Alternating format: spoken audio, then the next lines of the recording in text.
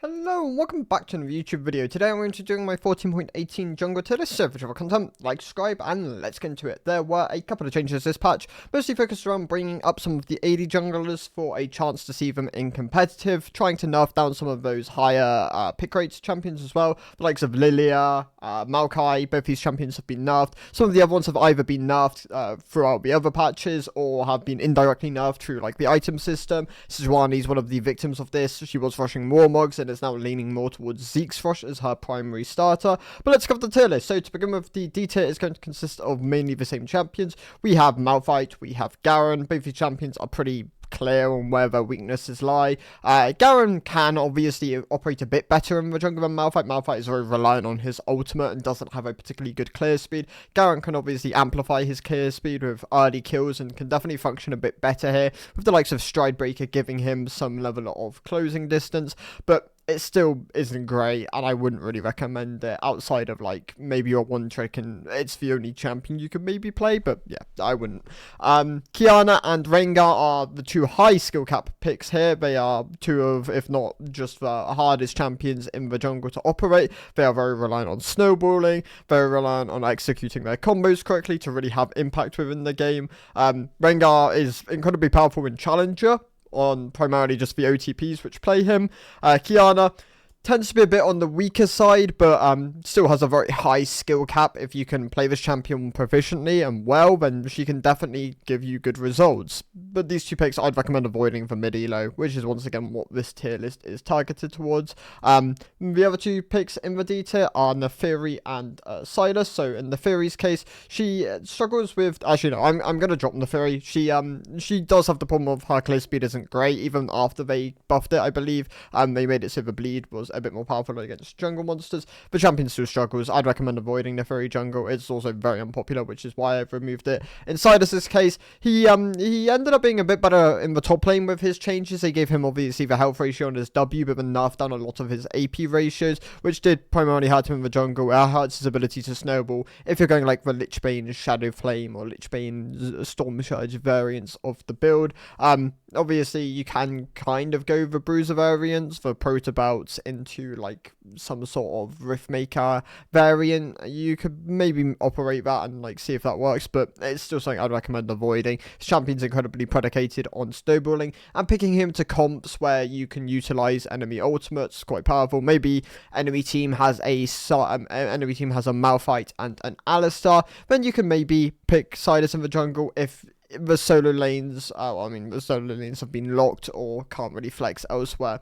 For the moment though, he does sit in the D tier. The champion's pretty poor in the jungle. Maokai is going to be in the D tier as well. He stays in the D tier. He was already underperforming in solo queue. The nerfs were obviously targeted towards his competitive viability. He is a very low econ jungler, can oftentimes function quite nicely on 1-2 item spikes, and primarily just cheap itemization. The problem with Maokai in solo queue is he's very low agency. He doesn't do a huge amount of damage. His clear is relatively slow. He's sort of relying on his teammates like kind of carrying the game for him and him facilitating them within those aspects. Maokai, not someone I really recommend in the jungle anymore after the nerfs, and even before the nerfs he was still underperforming quite substantially. Mundo has been removed.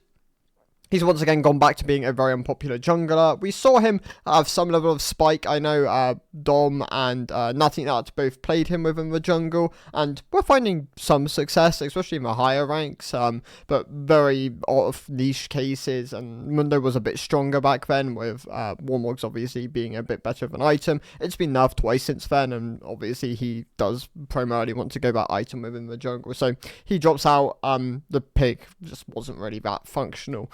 Nidalee, very high skill cap jungler, will actually be pretty close to the S and S plus tier in the higher ranks.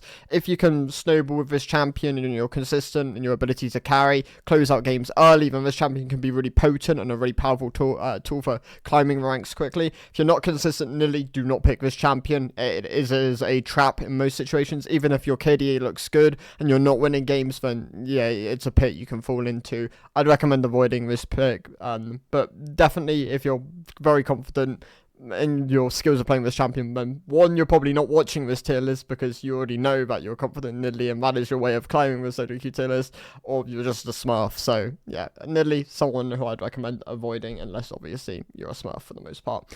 Eve and Gragas also over my C tier. Eve is towards the high end of the C tier, Gragas towards the low end. Gragas has been underperforming for a while. They nerfed him a couple of times, and his burst build, albeit a bit better at the moment, with Storm Surge being buffed back to a point where it is a pretty solid item. This would be like a Lich Bane Storm Surge 2-item core. He still does underperform. He is also a bit elite skewed. Eve also, to a degree, is a bit elite OTP skewed, but the champion is a bit more performant at the moment. Probably sits towards the high end of the C tier. I do think she still needs to be buffed. A champion like Eve, I think, is a bit more functional when she's like a B, low A tier option, in my opinion. Trundle should also be buffed. Like, Trundle has been underpowered for a while. Like, an easy to play stat stick jungler should not be left in this bad of a spot. I would argue Trundle is one of the 10 easiest champions to play in the game. Like, his skill comes from auto attack resetting and like general jungle knowledge and making sure you're using your pillar correctly. Past that, there isn't much depth to this pick. So yeah, Trundle underperforming, but still very easy to play. Still a stat stick, can function well into like AD matchups where you can just hit them and win the 1v1 and then use that to your advantage. Sejuani has been underperforming ever since they nerfed Warmog. She was using that item primarily within solo queue. You still have Zeke's as a solid option, but she is also very low agency, tends to be a bit more pro-jailed, and just something I would readily recommend avoiding unless you're very confident in like a duo, someone playing the likes of Camille and their ability to carry the game, and you're kind of like pairing off them. But she can function quite nicely in that environment. Kindred, also over my C tier, very elite skewed, very reliant on snowballing. The E buff in 14.17 did help her ability to helped her a bit in low elo. Obviously, low elo tends to get a decent amount more levels within the game. The games go on for a bit longer, so that goes hand in hand. The build obviously has been nerfed a couple of times with like the dominance of crit marksman within the mid lane. Kindred is someone who uses those items for Kraken Slayers. I believe she used one other. I mean, she can opt into things like Shieldbow and BT. They have been nerfed in 14.18. But you are looking at things like Trinity. I know Collector was a pretty popular Kindred item. And overall, yeah, she's paid for the sins of mid laners. And she did get nerfed back along and is also elite skewed. If you can invade correctly with this pick, then she could be quite potent and quite powerful in a lot of situations. And for elite, she is probably like an A tier pick, but for the average, not really going to recommend her. Sits more like a C tier option. Zyra was very hyped for one patch where she saw a decent amount of competitive play. Her clear speed was incredibly fast. Her objective taking was also one of the fastest in the game. They nerfed her pretty quickly after like her rise, and she's kind of sunk down to like a C tier pick. She was underperforming in solo queue already. Like, Zyra in the jungle just never really picked up even at its strongest, but now it sits as like a mid C tier option. Tilia got over nerfed, sits within the C tier now. She still operates a bit better in elite play as well, as do a lot of the C and D tier and some of the B tier as well. And yeah, she got over nerfed. They hit her a second time, which was kind of surprising, honestly, as she was already falling out of favor within the jungle. And yeah, she sits as like a C tier option at the moment. Rumble drops down to the D tier, actually. I've in fact just removed him completely. So Rumble was already decreasing in play rate within the jungle. I liked Rumble jungle back before he got nerfed like 3 times in a row. I thought it was a solid like flex pick with like good potential. But continuous nerfs to Rumble top lane, where he's lost like 20% of his damage early on to the game, which is a huge amount of damage to lose for a champion like Rumble. It's really hurt his jungle clear speed, and yeah, has just dropped him all the way down to the D tier, and to the point where I wouldn't even really recommend him anymore. Pantheon has, sits at the low end of the B tier. They buffed him back along to have his spear do 105% damage to jungle monsters. On top of this, they also buffed his minimum damage on W to 60, I believe, which were all nice, I guess. Didn't really do a huge amount. He still sits as like a low B2 option. The main thing is he is pretty good point to click CC. However, like obviously doesn't has a pretty poor time into tanks, falls off pretty aggressively compared to most of the other picks within the jungle, which is where a lot of his struggles really come from in low elo. In mid elo and high elo, he can function a bit better there, but still sits as like a mid B tier pick in mid elo in my opinion. Graves sits within my B tier. He also has, akin to Kindred, kind of paid for the sins of a lot of the mid lane marksmen. Some of his itemization has been nerfed, like the Collector really early on, and then obviously the Shilbo, the BT this patch, and it just has him sat as like a low B tier pick. He was like a high B tier pick previous patch with the buffs he received to his Q, helps his clear speed, helps his ability to obviously dual champions, but yeah, the nerfs to Shilbo BT this patch do drop him back down to like a low B tier pick. Teemo slept on as a jungle pick, obviously very low elo, mid elo skewed, obviously built around his scaling, but has great dueling potential, good clear speed, healthy clear speed, and yeah, his scaling, his objective control, incredibly powerful. Honestly, really slept on jungler. I'm glad Broxah tried him because it kind of promoted him as like a pick to other people, even though obviously a lot of people really don't want Teemo Jungle to be like a popular thriving pick because he is a very obnoxious champion to play against, quite polarizing in certain matchups where the champion's obviously built quite heavily around his anti-auto attacking capability. But yeah, Teemo, solid jungler. Honestly, go and play him if you are in the lower ranks. Obviously, the higher up you go, he will definitely begin to struggle a bit more and get a bit more punished. Skarner, really strong in elite, like one of the best tanks in elite play at the moment in the jungle. He is elite skewed in his current state. I do think they will end up changing him at some point as he is still really unpopular, and after a rework you do not want a champion to already be this unpopular within the game. But yeah, with an elite solid S tier pick, probably second best tank, maybe after Sejuani and like a Mumu to a degree. Like these three tanks are pretty clearly like really good in their current states. Mumu obviously tends to be pretty mid low elo scoop, but is so strong that he is seeing competitive play. Like we've seen him a decent on the LCS, so that is interesting to see. But yeah, Skarner anyway in the beta. Vi got nerfed this patch, sits as a low B2 option. They took away the buff they gave her, like in the previous patch. They gave her 10 damage on Q, they took away 10 damage on Q. So yeah, she sits as like a low B2 option again. Yorick, going to be within my beta. Also, kind of akin to Teemo, very underrated pick within the jungle. Lots of people do not understand how to deal with Maiden, combined with his objective taking, his clear speed, his dueling potential. Yorick jungle, genuinely good pick. Play him in mid and low elo, you should find success. The higher up you go, obviously, akin to Teemo will fall off. Elise, a forgotten jungler at this point. Still very early game skewed, very reliant on early game cocoon into like burst combos and then getting like a 1-2 item power spike and then closing out the game using your advantage. She's fine, she's just passable as a jungler. Obviously her reliance on snowballing does kind of prohibit her from being anywhere higher up, but she says as like a low B2 option. She hasn't been nerfed unlike a lot of the other AP junglers within the pool. Bel'Veth, very elite skewed pick. Tends to perform really well there. Her ability to invade like camps away, of course Raptor invades as Bel'Veth is a very well known thing at this point. Her dueling potential, her ability to just stat trick most champions in the game, all of these just create a very oppressive pick, especially in the higher ranks. But she can still operate as like a B tier pick here. Poppy, very polarizing in certain matchups where you can really utilize your W and your ability to shut down like heavy mobility comps. Her burst damage, very slept on, very high. Like she has very good dueling potential, especially if you land that E into a wall, combined with things like Halo Blades, Aftershock, or and just like Cinder Sky, stuff like this. She does a lot of raw damage and can be quite powerful within games, and oftentimes can be a solid carry factor. So yeah, Poppy, don't sleep on this pick, but tends to be a bit more situational. Talon, akin to Zed, both of these picks tend to be mid to jungle flex options. Both of them really solid in their current states.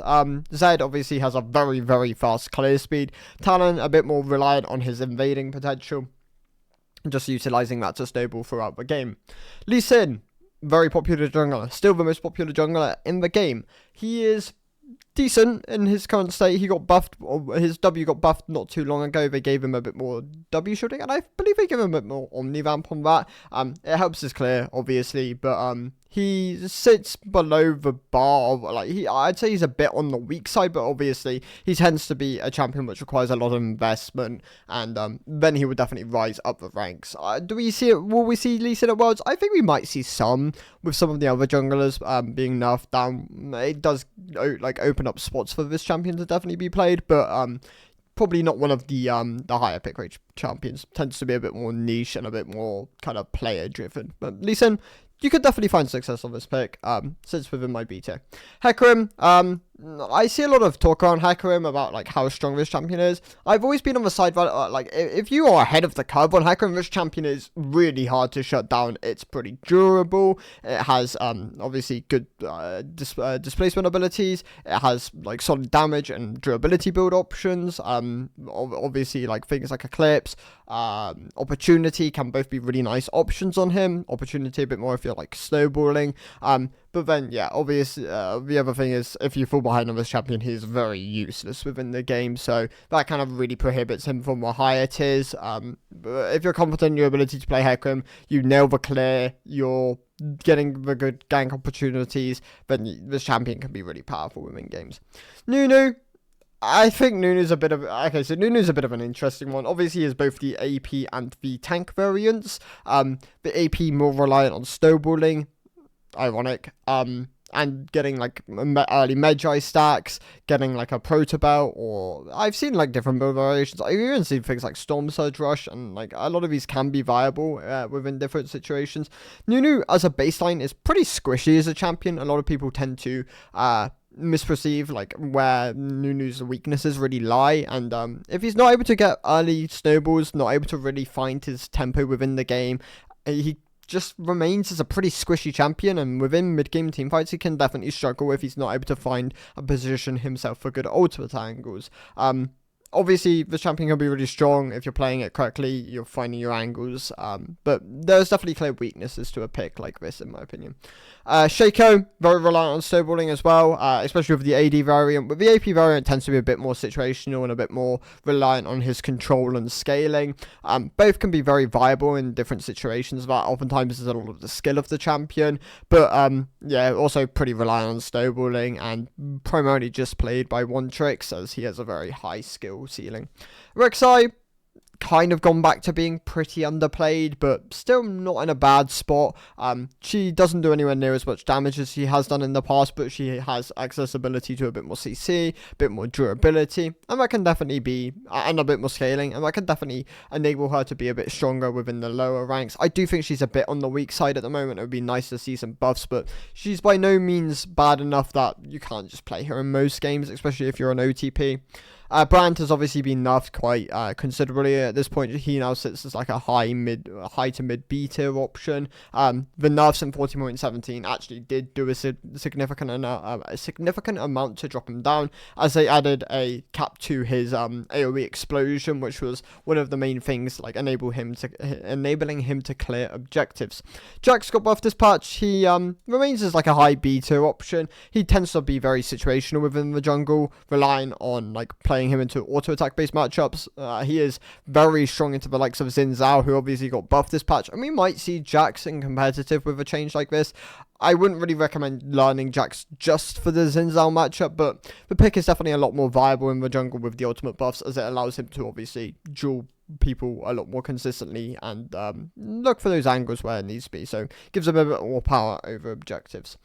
Dropping down from the A tier is going to be Zac. And moving up from the C tier is going to be Karthus. So Karthus obviously has benefited from some of the other champions being nerfed. He got nerfed earlier on than a lot of the picks with the 2 tags to his Q damage. It hurt his clear speed and his dueling potential quite aggressively, but he still has very like if you're able to get early game kills on Karthus, then he does an absurd amount of damage with his ultimate, and it can be a really potent tool within the game. Zac has been on the decline, on the downward decline for a while. You do still have both the Liandry variant and the Sunfire variant, and both can operate quite nicely within the game, but he no longer really sits as like an A tier option. He doesn't scale quite as aggressively as some of the other options here, and can definitely be a bit more punishable and doesn't have the same level of damage as some of the other picks.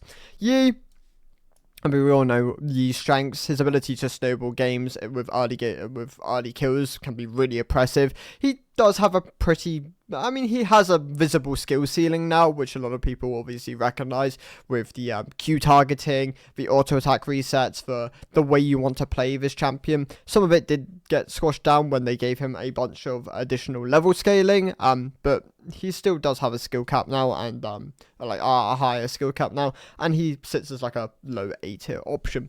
Ivan with the nerfs drops down to the B tier. Lots of people were kind of griefing by not going Redemption first, and people still to a degree are, and if you do, then you'll find a bit more success on this pick. But he now, with the nerfs, drops from the A tier to the B tier. Viego stays with my A tier. The buffs were nice. He now sits as a high A tier option. Not quite as strong as he was at the beginning of the split. I believe he's been slightly tagged down by some of the item nerfs, but he still sits as like a very good A tier pick. Rammus, very solid situational champion. He's very easy to play. You don't need to sink a lot of time into Rammus to really hit his, like, to a degree, his ceiling. Or like his early, like, skill, but how would I just, I'm fumbling words here. Rammus, very easy to play champion. You can bring him out when you need to, and you should find success. There you go. Gwen is in my A tier, so this champion obviously is very reliant on other people having a CC within your comp to like enable her. But if she's able to get gold early game kills, she can really aggressively stable within the jungle. The jungle buffs they gave to her back along were kind of under radar at the time, but over like the duration of that time since she received those buffs, she's really been like gaining popularity. I know Drew, obviously, very big fan of Gwen jungle, and some other people have kind of been dabbling in this space, and yeah, she's a very solid A tier pick. And Morgana, I know a lot of people really dislike this champion. Obviously, if you're not able to consistently land the Q and you're not really durable enough to stay within ult range, then this pick can feel really underwhelming. But the benefit of playing jungle Morgana is you actually have 4 abilities, unlike support Morgana where your W like really falls flat as an ability. I think she could probably do with some level of rework, but I don't really know what direction they should take her in. Morgana jungle, obviously, the W, really powerful tool. Fated Ashes being a very strong jungle item, and her not being one of the champions being nerfed, it's just enabled her to be a really solid A tier pick. Her clear is very fast. Her damage is pretty high once you have those like items online, like Yeliandries, maybe your Blackfires. I don't believe that's correct anymore. And then things like Wildeye can be really nice on her. Morgana, very solid A tier pick. Wukong, also with my A tier. He benefited from the buffs he received back along. The 1 armor on his passive combined with the ECD? E-damage, I can't remember. He received one other buff alongside that, I can't remember. E-attack speed, there you go. 5% attack speed on the E, that was really nice for his clear speed. The armor obviously feeds into pet damage, and he still was very reliant on like a 1-2 item power spike, but once you have those 2 items, he is a great team fighter. He does a huge amount of damage and can oftentimes swing games in his favor if he finds those spots to land like those double cyclones. So Wukong, very solid A tier pick. Echo and Diana once again go next to each other. Actually no, at this point I think Echo probably deserves. Where did Diana go? Okay, Diana's there. I think Echo's probably a low A tier pick and Diana's a bit more of a high A tier pick. Echo has been a bit on the decline. He still obviously has like different build variations, like your Lich Banes, your Shadow Flames, your Storm Surges, your Nash's Tooths, but he, unlike Diana, Diana got buffed with the attack speed ratio going up, which was quite nice for some of her attack speed orientated builds. Helps with Spellblade obviously, which gives you a bit more attack speed. Echo didn't really receive any of those buffs, and I believe Echo does have room to be buffed. He does sit at the low end of the A tier at the moment, but obviously they're scared about like mid lane Echo being pretty oppressive if it's ever a bit stronger, and jungle Echo already has like a 300% damage mod on his passive, so can't really go much further with that. But yeah, both these picks pretty solid A tier options. Echo more low A tier, Dino more high A tier.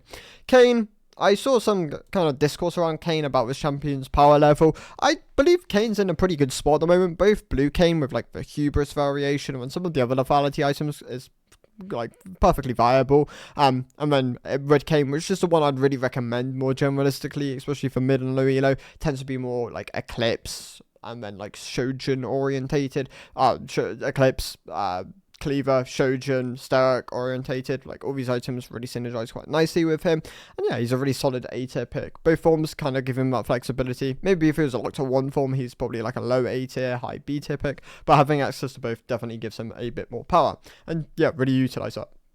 Xin sits as a high A tier pick. The buffs were quite nice, and obviously helps his scaling a bit more. I don't believe it's correct to max Q second, even though some people have kind of like been testing it.